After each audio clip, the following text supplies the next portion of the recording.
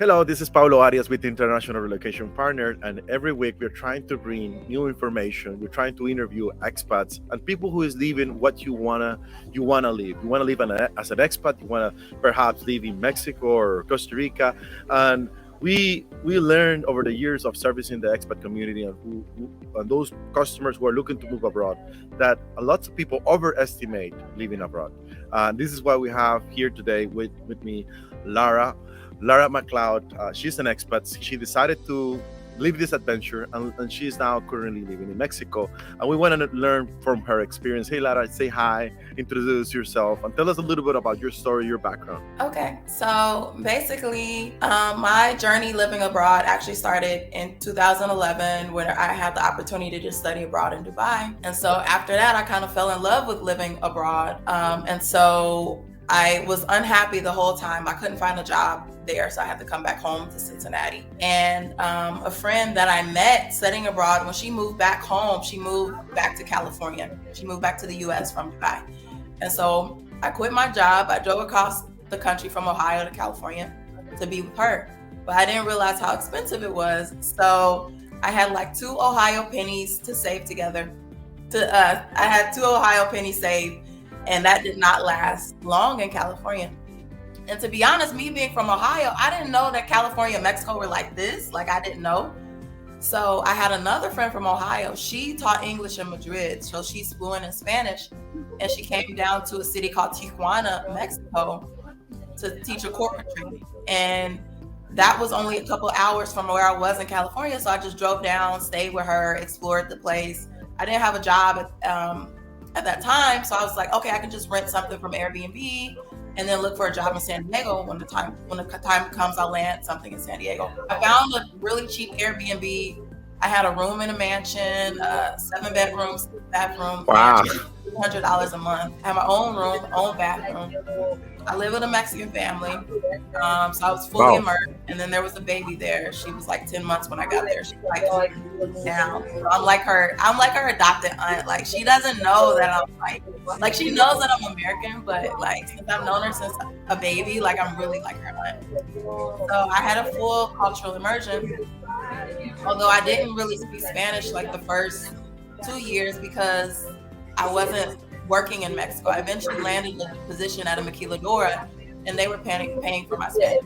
However, yeah, they were kind of corrupt. So even though like I learned super fast, I only had 6 months of classes, and I left that job early and I never finished. So I would have been fluent in a year if I had have continued, but I never did finish because obviously I'm cheap. No.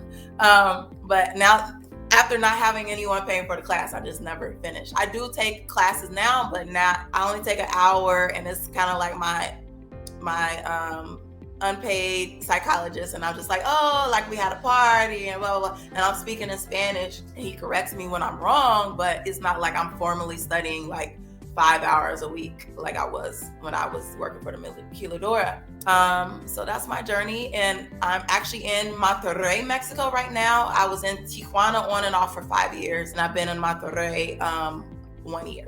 So Monterrey is a big city. It's a bigger location. We find a lot of the expats. Sometimes they want to live in different locations. Sometimes they want to be in the smaller towns and in big cities like Monterrey as well.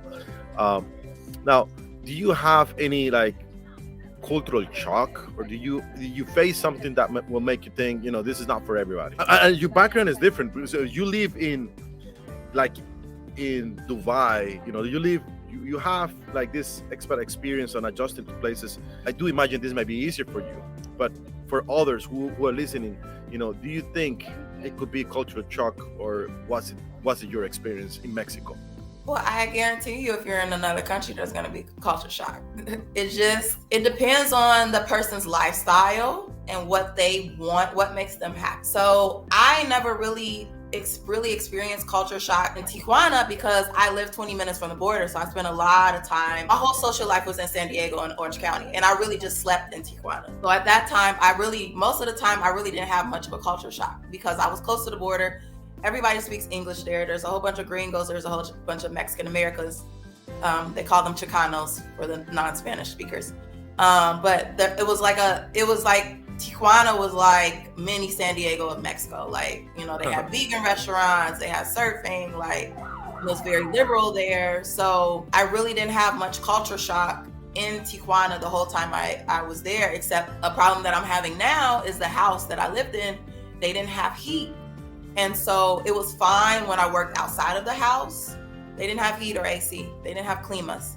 So it was fine when I worked outside of the house because I was gone, but now I work from home. And so it was very difficult for me to deal with that every day on a day-to-day basis.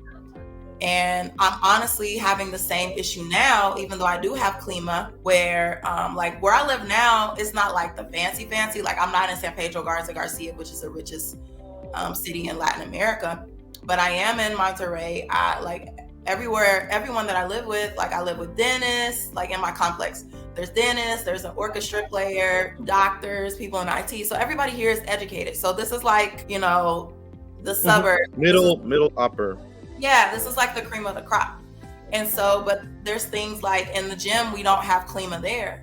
And so I just worked out yesterday. It's the middle of the winter, so it was cold and I worked out an hour and a half. So I got sick. And then today I worked out an hour and a half again. So it's kind of like I'm getting stronger, but I don't want to be strong. I'd rather just go back to the US where I don't have to deal with stuff like this.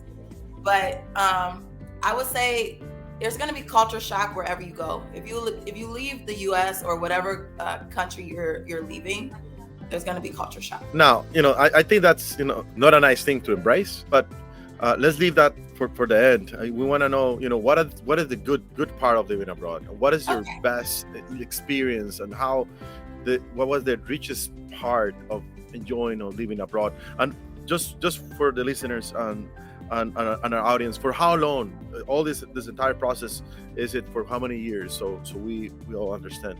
It just depends. Everybody's different.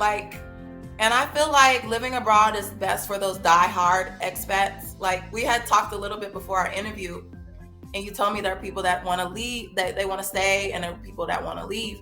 And, you know, to be honest, I really haven't met that many expats. I was, like I said, in San Diego, I was just hanging out in San Diego. So I really wasn't meeting expats like I did in Monterrey. But from what I've seen, it's the people that learn Spanish from day one. They love the culture, and they're just die hard. I love Latin America. Those are the ones that are happiest and want to stay long term, and they don't want to go back. And honestly, I feel like it's the people of Mexico that make living in Mexico so great. Like especially for me, the kids. Like the kids are just so cute and affectionate, and they're so appreciative of the things that I like. We had a posada on Friday. We had a Christmas dinner, which is posada, on Friday, and I had the kids. I got a little gingerbread house so they could make the house. And then yesterday we had posada part 2, and I bought them all little Christmas outfits, and they were so happy. And I was like, come back on Tuesday. And the one, she came up and hugged me like, really? Like she was just so cute. And so it's the people that make Mexico a good experience. Like I feel like, and that's actually why I moved to Monterrey, because I wasn't really getting the same experience living in a house with just a family, even though there was people in and out all the time because they Airbnb'd a lot of their rooms. It wasn't the same as living in an apartment complex where I just have like a whole community and we're all over each other's houses and stuff like that. And I feel like the people in Mexico are very sweet and caring, and they're just so amazing. And I feel like living in the US, you know, we have like a more like capitalistic, consumerism driven culture. And so we don't take the quality time to spend with friends like they do here. And so when I came to Monterrey the first time, I stayed in the complex and I saw that the kids were playing outside. And I really don't see that in the US really anymore. You know, they're inside playing video.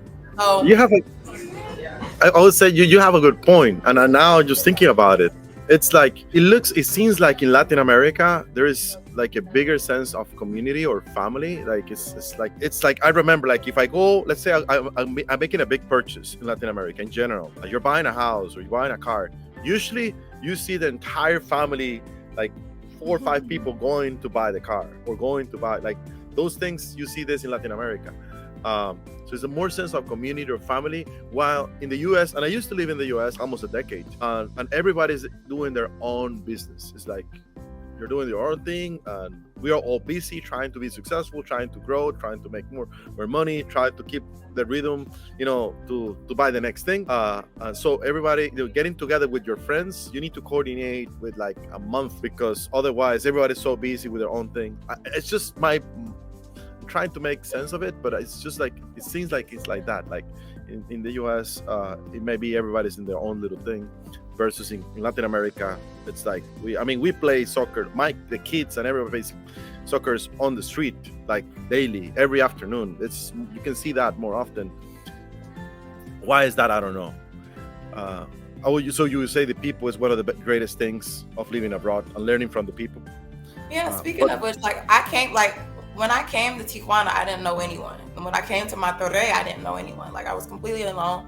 But I just made a whole bunch of friends by going outside. Like you said, we have a soccer field in our complex. So they play like pretty much every day after work. And I would just hang out and watch them play and I bring them water now. Like, I'm like their servant. Like, I bring them water. Like, I take care of the babies if they got the daughter out there. But before it was just like, blah, blah, blah. And so it was very easy. Like, I met all my friends just from going outside, and I wouldn't have been able to do that in the US. Like, the way I meet friends in the US is I have to go to like a networking event or a meetup, like somewhere outside of my complex, because no one's outside. Like, and it's a shame because we have such nice complexes like what I live in now, with amazing social places. Like, one place I lived in when I graduated from high school had 2 gazebos, but nobody was ever out there in those gazebos. Like, we had a lake, or like a pond kind of lake thing, and like a bench next to it, and nobody was ever out there, and it was beautiful. And so that's a big difference between Latin America culture and US. Is people are very friendly, they're social, and they like to party, they like to tomar. Like, that's true. That is true. It's definitely a different culture. Now, and why are you leaving Mexico? You like it. You spend for how long again? What was your time you spent in Mexico, and then for how long? It'll be it's 6 years now. It was 5 years in Tijuana and 1 year in Monterrey. And the reason why I'm leaving is it has to do with the good reasons that we mentioned. Like, I'm really building my career right now, and because I'm dealing with so many things, like, I'm continually getting sick. I had food poisoning in July, and I had to go to the hospital like 3 days. So I'm like continually getting sick between that or a cold. I'm like getting a cold because they have wall units here. Mm-hmm. And so they have that instead of having central air. And so central air is normally more than one vent in a room. And it normally heats up more, which is like, I actually, before the winter started, I wasn't with my back facing the clima. I was facing the other way, but I got so cold I had to move over here. And even then, I'm still not as warm as I would be in the US. So I think that's something that people have to take into consideration, especially with a climate like Monterrey, where it gets really cold, versus Tijuana. It was pretty mild. It was like California, so it didn't get as cold as it got here. But I actually left Tijuana because it got too dangerous. So there was a cartel war brewing at the time that I left, which was last winter. And there was a shooting right outside my gym. And someone got shot on purpose, and then the other one was like an innocent bystander. And I was like, well, that innocent bystander could have been me, because it was like literally right outside my gym. Like, they closed my gym. Like, I was like, what's going on? Did they not follow the COVID rules? Like, I was confused. And then somebody saw on Facebook, like, that's what happened. I was like, oh. And then, like I said, it was like an innocent bystander, just like a waitress, because it was in the plaza. It was like a waitress that got shot too. And I was like, it could have been me. But now Tijuana is so dangerous, they have a level 3 travel advisory issued by the U.S. Department of State. So Americans are actually advised against traveling to Tijuana right now. And so that's another thing that I take into consideration, is I don't want to be at the point again where I have to just leave suddenly because the place that I'm living in has become too dangerous.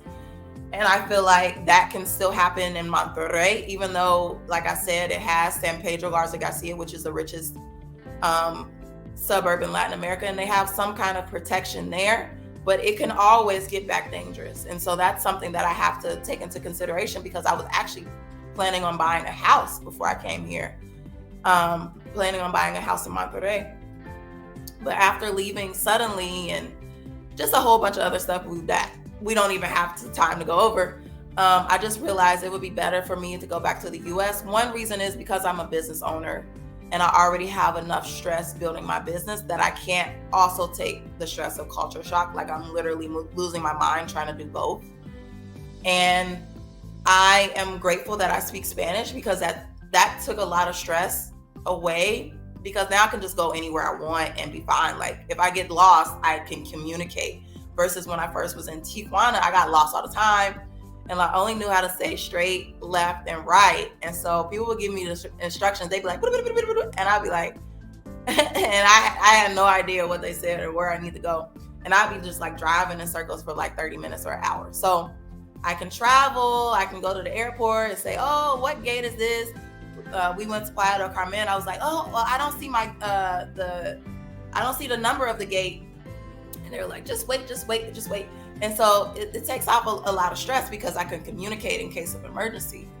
But at the same time, there's always some kind of constant, I think the big problem is customer service. And it took me a while to realize, I was talking to another expat a couple weeks ago. And he's, like I said, he's diehard. Like he moved from New York to here. He's gonna like settle down here, but he's diehard. I love Latin America. And I asked him, like, how do you deal with like different stuff? Like, for example, last Christmas I had movie tickets to see, I think it was The Matrix 3 or Matrix 4. And we had tickets booked. But when we got there, the whole plaza was closed, even though I already bought tickets ahead of time. And I was just like, like for me, a person like me, where when I plan things in advance and they happen, that makes me happy. So it doesn't happen a lot here. So I find myself upset and disappointed and angry a lot. So luckily I was with another expat. They live in San Miguel Allende. How do you say it? Allende. Yes. Okay. So they're like another diehard expat, and they were like, "Well, it's okay. You just gotta go with the flow." And I was like, if you have that kind of mindset, you can live here and be happy. If you don't, then you're gonna be stressed out and angry all the time, like me. Like I said, different people, different personalities want different things. Yeah, as one of the things that it's a concern. You're telling me you want to move. One of the reasons you're leaving Mexico is, Tijuana and perhaps Monterrey could be very dangerous. That's a big concern. I think this is one of the most common questions we hear from expats who are looking to live in Mexico. For the most part, Mexico, and even to Costa Rica. I mean, or even to Panama. Is it dangerous? What to expect? And just if we focus just talking about Mexico. Mexico is a huge country, and there are some places that, of course, you see the crime rates that are bad. You see really bad crime rates, but there are some other places that you don't see that much. Would you recommend any cities? Would you think there are some cities that are better than others as far as crime? As far as traveling to Mexico or any country, I look at the U.S. Department of State's website. Mm-hmm. And they have the crime broken down by state. And so, like I said, right now, Tijuana is like a no-go. Like I would not recommend anybody going. And I just follow, like I'm 100%. Subscribed to U.S. Department of State's alerts, so I know what's going on, because sometimes there's some stuff that goes on the Texas border, and they'll send like an email immediately that day if it's something serious that we need to avoid. So I can't say for sure, because I don't know about any place that I'm not living in. Like I can't be like, oh, DF is great, because I don't know what the U.S. Department of State says about Mexico City. So, yeah, no, what I would say is Mexico is a big country, and it's a good idea for you to research and try to, get an idea of what is the crime rate. I know there are some cities in Mexico that are pretty safe. That they have a good reputation. Mérida was named one of the best cities to live. Mérida, Mexico, was one of the best cities to live in 2022 from North America. That includes Mexico, United States, and Canada. One of the safest places to be. Of course, it may not be for everybody. One, Once again, I would say Merida is more expensive than many other cities in Mexico. Could be one of the most expensive cities to live in. It's the same as Baja California. That could be safe. You could have the entire Mexican experience, but the cost of living in that particular city might be higher. I'm not saying it's going to be more expensive than California. I don't think nothing reaches that high, but I'm saying it's more expensive. So if the expectation is just to live at the lowest cost as possible, Mexico might not be for you, because the lowest cost sometimes mean, compromise something. And of course, Tijuana, I do believe it's less expensive. I do believe any city that is closer to the border of any border, not just Mexico. If you are closer to the border between Costa Rica and Panama, I'm not saying it's dangerous. I never seen things happen like that, but there are a lot of drugs crossing borders. The same thing goes with ports in general. Any small city around an ocean port, there are drug trafficking, and there's gonna be things. And Costa Rica is one of the safest locations within Central America. And the city that's got bigger issues, it's called Port Limon. It's right at the port where some of the drugs and so some of that bad business is happening. So every now and then you hear these stories, people got shot. And that's Costa Rica, which is like one of the friendliest places, democratic, no army. That's what the government preaches, and you see it. It's a very touristic location, and I say it's very safe. But there is one bad apple within this small country. And cultural shock, it's one of the challenges, but there are many other challenges. Setting up the expectations. If you want things to happen, oftentimes things like that could happen. It happens very often with like the mechanic. You have a car, you want to get your things fixed, and it does not have a formal business. You're gonna get a lot less quality. Somebody told you it's gonna be ready tomorrow, or it's gonna be ready by Friday. The mechanic, because it's not a real business. It's just one person who's trying to get the most out of his time, fixing 3 cars today and 2 cars tomorrow, and try to do everything. Those businesses, informal businesses, are gonna have bigger issues. Of course, a movie theater, I cannot justify that. That's just like craziness. But I'll say with less structured businesses, if you have somebody doing your garden or somebody painting your house, if somebody tells you it's gonna be a week, just plan for 2 or 3 weeks. Just put yourself, because in Latin America, that's what you see. But anyway, it was super good to talk to you. I definitely want to share your concerns. I would say safety is a big concern. It's one of the biggest questions we get for customers who are looking to move specifically to Mexico. And it's good for them to know. They have to pick and research their city, and there's some information out there that talks about this. And we love to share this. People need to be prepared. Just to close the conversation, do you have any particular advice that you want to provide expats who are looking to move to Mexico? Yes, I would say before you move, you need to speak to as many expats as you can that live in the city that you're considering, and get the good, bad, and the ugly. Like how I feel right now about living from Mexico, living in Mexico, versus how I felt when I first started. It's so like the distance is so wide that even in other experiences of my life, I want to make sure that I make a decision based on the bad and the ugly, and see if I can deal with that first.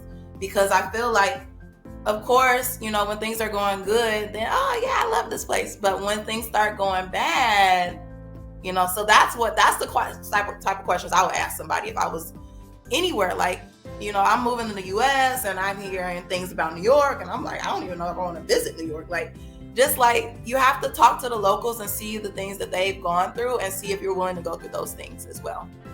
And I feel like if you do that, you can make a properly grounded decision and not be like blinded by the good and the red rose-colored glasses. Excellent. Thank you so much for this opportunity to talk to you. We hope this information can get to somebody who is looking to do this journey, and for them to prepare as much as possible. Thank you so much. It's been a pleasure. Thank you.